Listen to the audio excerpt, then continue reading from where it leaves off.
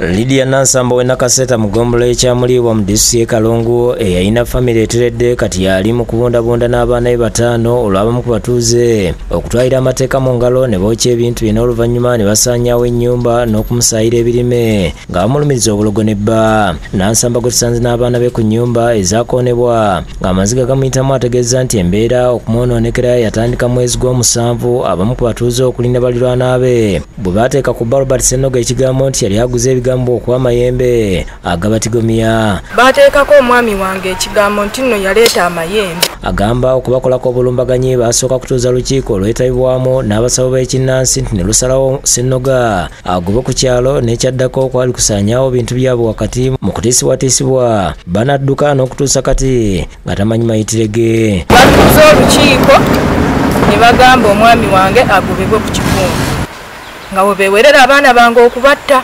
Omusajja bwe bamulabako mbu bamutemeeteme bamuttira ne kiyamaani waali ne bakwata ebintu byange ne babyonoona byonna. Wabula Nansamba alumiriza nti ensonga zonna zeekuusa ku fitina n'obujja abamu ku batuuze babalinako olw'okukola ennyo ne babasingako mu byenfuna. Ebiseera twagulayo ekibanja kya bukadde 5 kiri wansi eri ku mikyungirwa.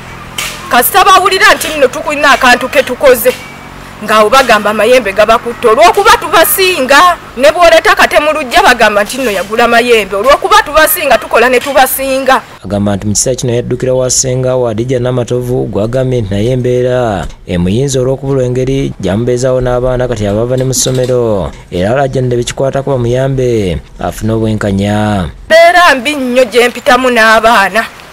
Abaana tebasoma essaawa eno mbeera wa ssenga. Naye alina abantu be baalabirira.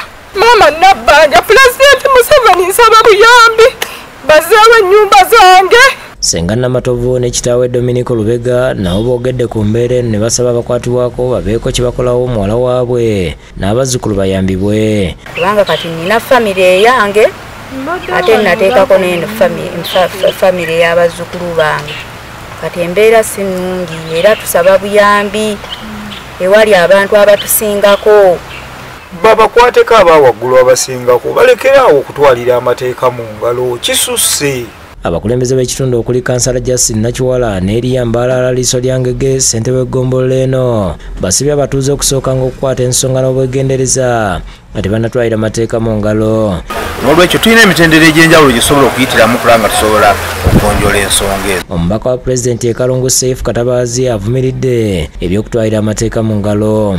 Asuubiza okukwatagana n'ab'ebyokwerinda mu kitundu balabe engeri y'okuyambamu famire eno okufuna obwenkanya. Naye ngenda kukwatagana wamu ne DPC ne Giso wange ne Biso tulabe nga tuyamba omukyalo obwo. Omwogezi wa poliisi mu kitundu kya Masaka East Twakasirye ku lukomo lw'essimu ategeeza nti bali mu kunoonyereza ku beenyigira mu kikolwa kino. Tosobola kutandika ng'olowooza nti oli yaleeta amayembe n'ebyokola ku kyalo nga tolina bujulizi. So abo n'abakola ekyo bagenda kukwatibwa babeere nga bavunaanibwa ng'amateeka bwe galagira. John Bosco Seruwo yakusakidde gweno ku Lwabukede TV.